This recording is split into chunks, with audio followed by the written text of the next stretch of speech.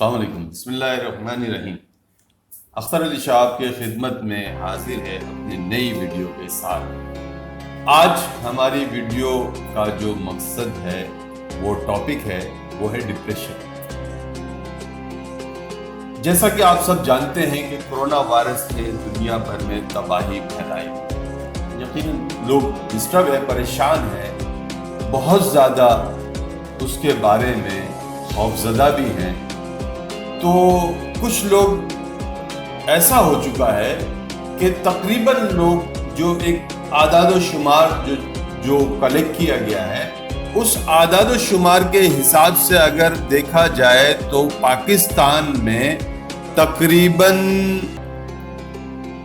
25% لوگ اس وقت جو ہے کرونا وائرس کی وجہ سے ڈپریشن کا شکار ہو چکے ہیں۔ 25% لوگ، یعنی لوگ اتنے زیادہ جو ہے وہ پریشان ہیں۔ اچھا، باقی 75% لوگ کیا کر رہے ہیں؟ وہ لوگ ڈپریشن کا شکار نہیں۔ تو ہمیں یہ دیکھنا پڑے گا کہ جو 75% کی میجورٹی ہے وہ کیوں ڈسٹرب نہیں ہے، اور جو 25% لوگ ہیں وہ کیوں ڈسٹرب ہے۔ وجہ یہ کہ ہوتا ایسا ہے کہ جب بھی کوئی پریشانی یا کوئی مصیبت آتی ہے تو بعض اوقات انسان اس کو اپنے اوپر ایسا مسلط کر لیتا ہے کہ جیسے شاید یہ مشکل، یہ مصیبت صرف اس کے ہی لیے ہے۔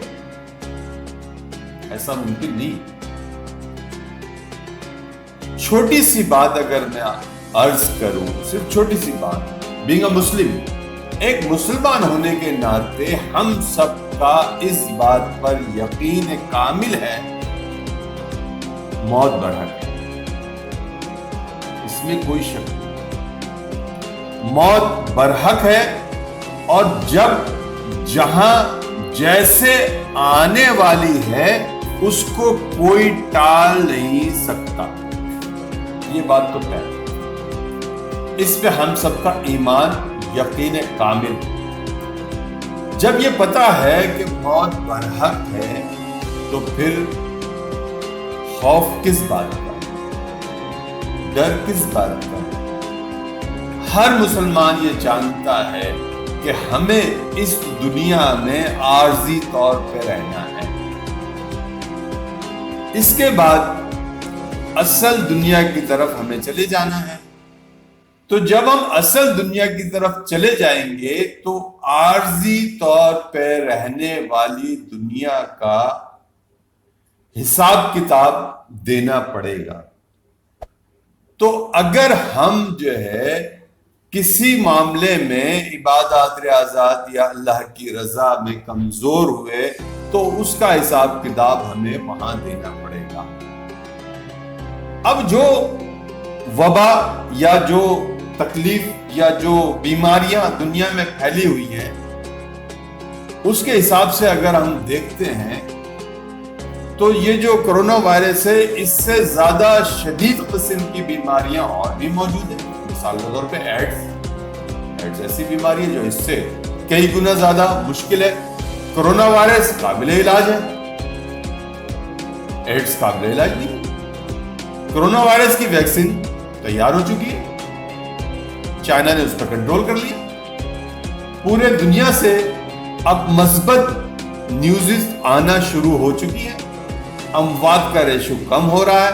لیکن ایڈز کے اوپر اگر آپ دیکھیں تو کیا دنیا سے کہیں مثبت خبر آئی کہ ایڈز کی کوئی ویکسین ایجاد ہو گئی؟ ایسا نہیں ہے۔ تو امراض، کرونا وائرس ہو یا دوسری کوئی بیماری ہو یا کوئی، یہ سب اللہ کی طرف سے۔